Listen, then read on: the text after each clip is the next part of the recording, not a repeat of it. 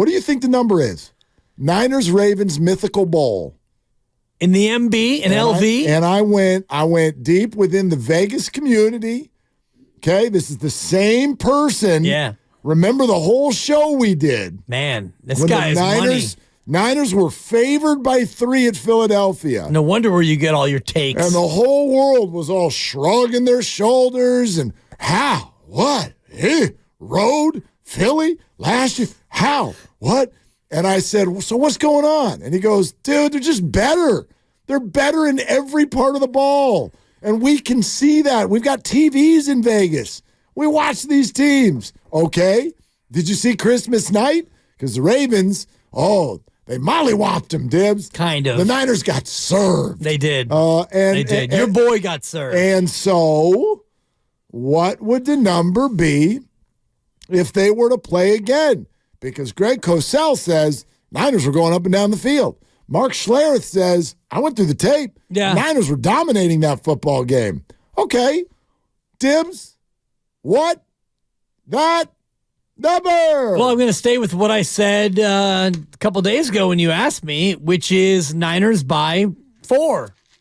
Niners are favored by 4 in that game in a mythical bowl based on not only what Greg Cosell said, stinky, but if you take out the anomaly of the 4 picks, the 1 pick was awful. The 3 picks were tipped, and the 4th one wasn't even his, by the way. Correct. Well, yeah. Oh, no, he had 4. Oh, no, they had 5. Yes. They had 5. He had 4. One. Yeah, they had 4. They had 5. He had 4. Yes. I apologize. He had over a third of his picks in the season in one game. Right. Which I think Merry is a little Christmas. bit of the outlier. Yes. I think it's the Niners by 4. Okay. Number 4. You have to Thank get you. it exactly right in this particular game. Well, I already guessed. You have to get it exactly right. So it's probably 3.5 then. Yeah, it's probably 3.5. the answer is Niners by 3.5. 3.5. Exactly. I knew it. Because 4 is Niners by 3.5. 3.5 is more likely or susceptible to being bet down to 3, which is a magic number. To go from 4 to 3 would take a lot of money on Baltimore to get it down to 3. So yeah, 3.5. I get that. And it makes sense. Are you like, wait. The Niners dominated the game on Christmas? What the hell are y'all talking about? Well, we're talking about a guy by the name of Mark Schlereth. I went through that film with a fine-tooth comb. I went and looked at all the coaches' tape, and I spent a lot of time doing that. And I honestly I thought San Francisco dominated that game. Now, you're not going to win any game you turn it over 5 times in. But I thought they were dominant. I thought they ran the ball any way they wanted to run the ball. I thought they set up their play action and had big plays in the passing game to, not only to Ayuk, but to George Kittle. I just thought they had big plays all over the place offensively. And I thought, defensively in that first quarter, they forced Lamar to stay in the pocket, and Lamar had a lot of errant throws, did not throw the ball particularly well in that scenario. So to me, there's 2 things. Offensively, just do what you do, and ultimately, you can't get the ball tipped on some of their blitzes and things of that nature. And then defensively, you got to cage rush Lamar. You just cannot let him. They had probably 4 or 5 free runners on Lamar that none of them got home.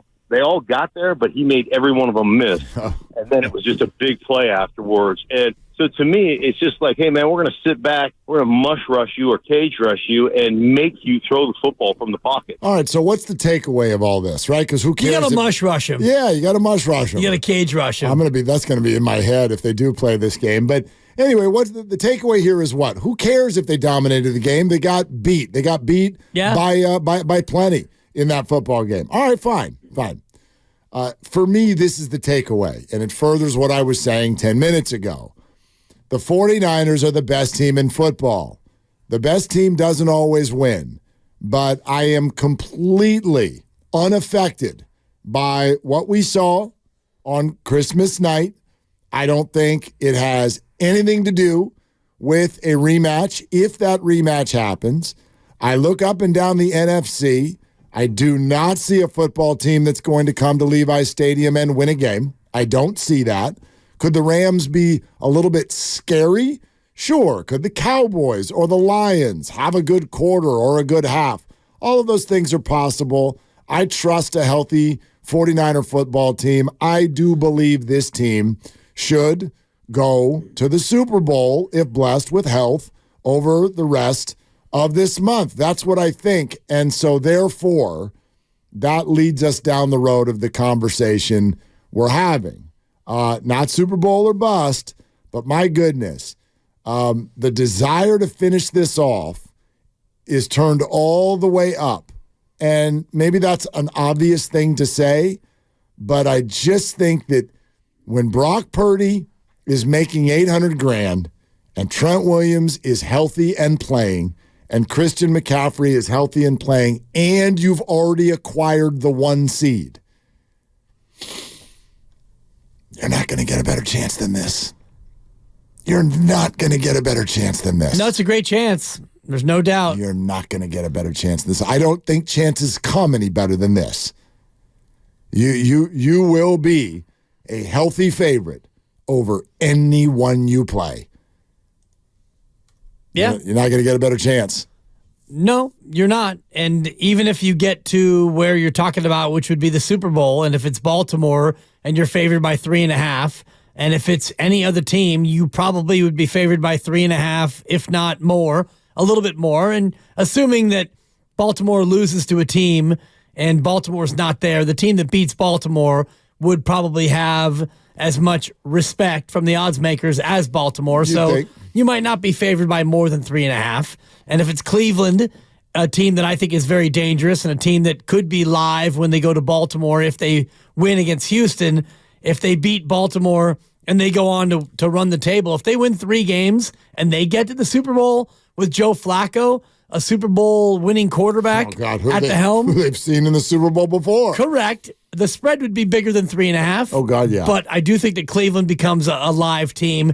If the Niners make the Super Bowl, no matter who they play, you're going to be able to make an argument that that team is a live and viable team. If it's Josh Allen, Buffalo's the hottest team in football. Yeah. If it's Pat Mahomes, he's looking for number 3, and now he's knocking on Montana and Brady's door. If it's Cleveland, it's Flacco and the best defense in football.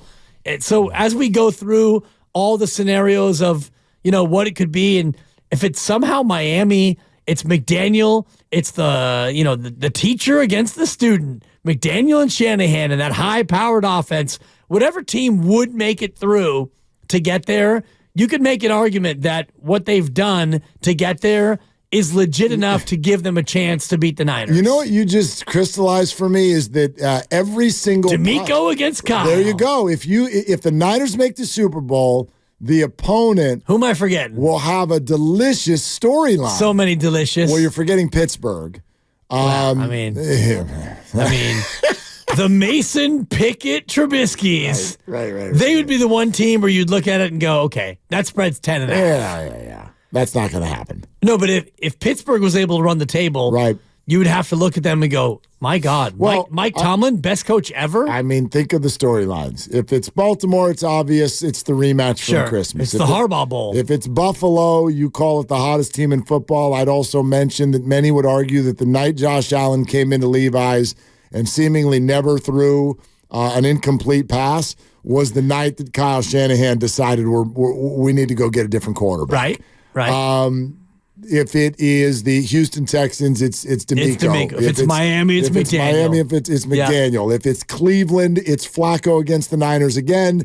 And if it's Mahomes against the Niners again. Jeez. Like there's not so much deliciousness. Yeah, the only matchup that I guess doesn't have some sort of obvious connect is Pittsburgh, which A, is not going to happen, and B, there would be so much coaching intrigue with Kyle Shanahan against Mike Tomlin.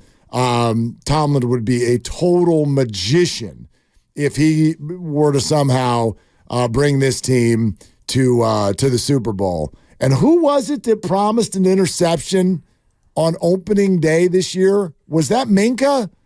Who was the one who, remember, went on a podcast and he's like, I'm going to pick Patrick Peterson? Maybe it was Peterson. That's who it was. It was Patrick Peterson who promised an interception of Brock. And then he almost had it. He had a shot at one, but he didn't catch it. And the Steelers got completely trucked by the Niners in that Week 1 game.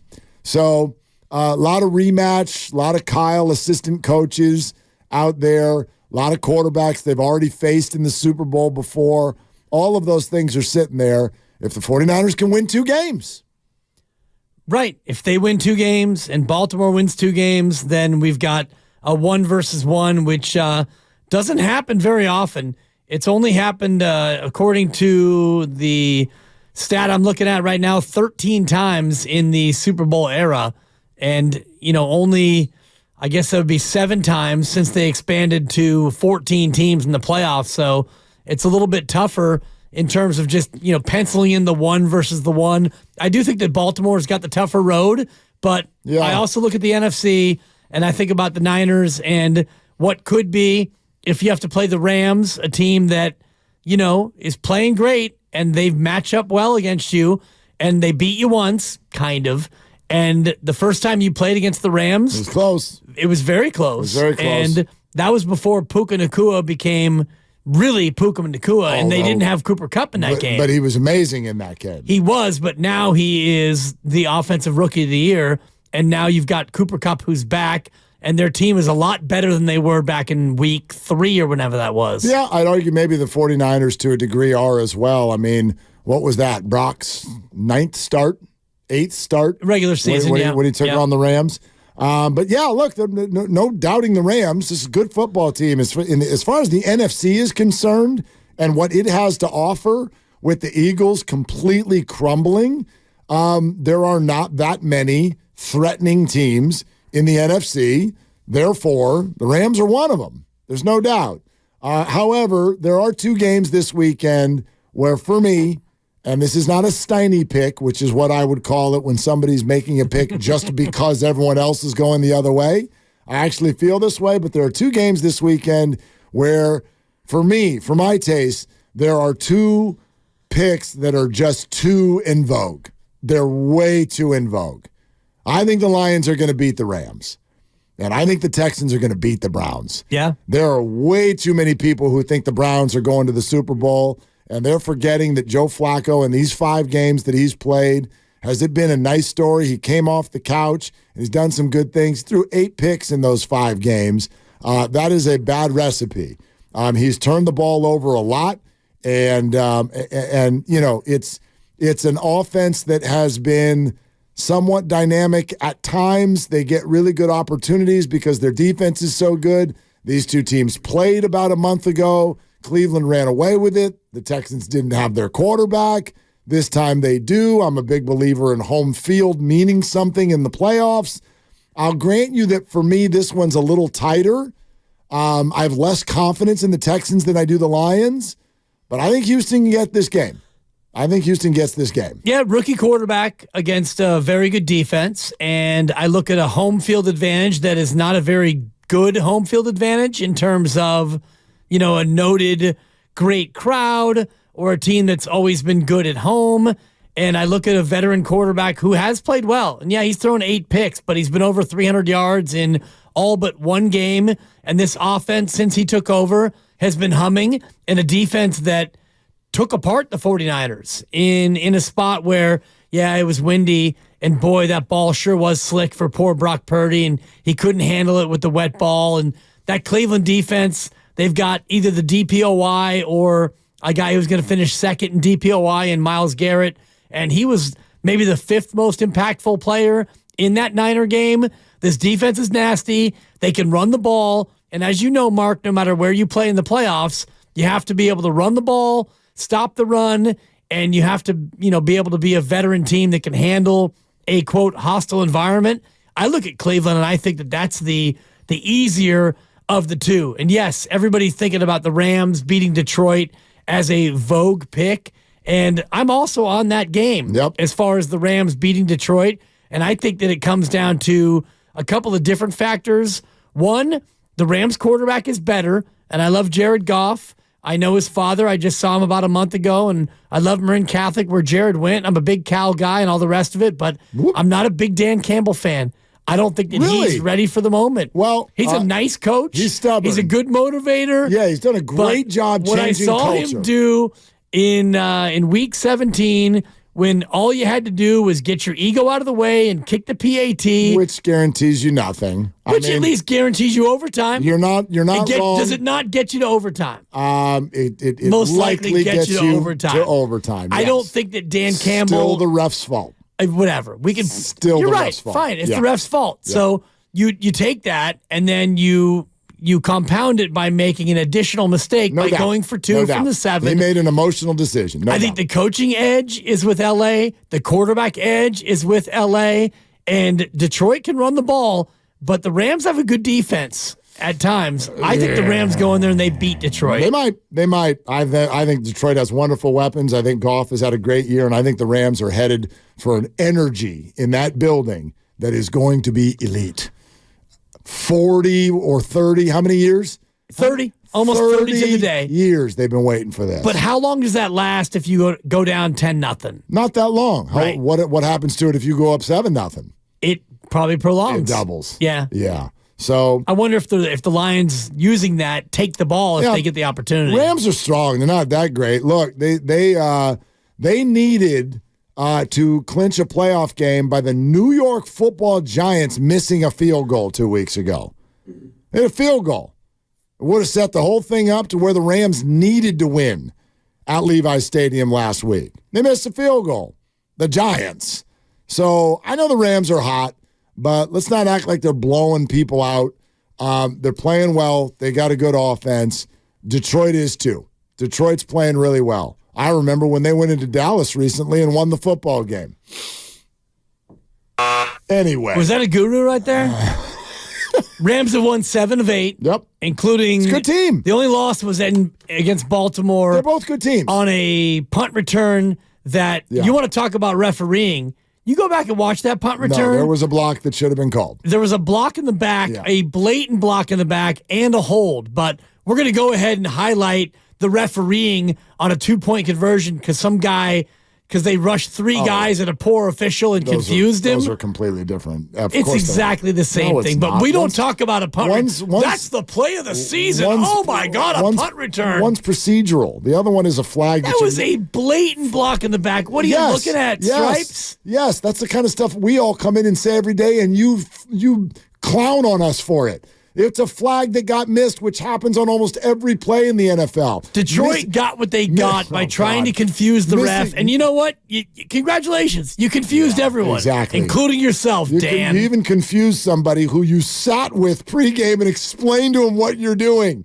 Like, that ref is absolutely no different than what all of us have experienced with our kids, or when the wife sends the husband to the grocery store with one item on the list. Too soon. Okay, could you go get milk and you come back with matzo ball mix? You know what I mean? And you're like, I asked you to do one thing. I sat there and I talked to you and I told you one thing. Dude, she doesn't send me for avocados anymore because I come back with hard ones. Well, either I'm supposed to get a soft one and I get a hard one, or I'm supposed to get a hard one for a week from now and I get a soft one. I just can't get that right.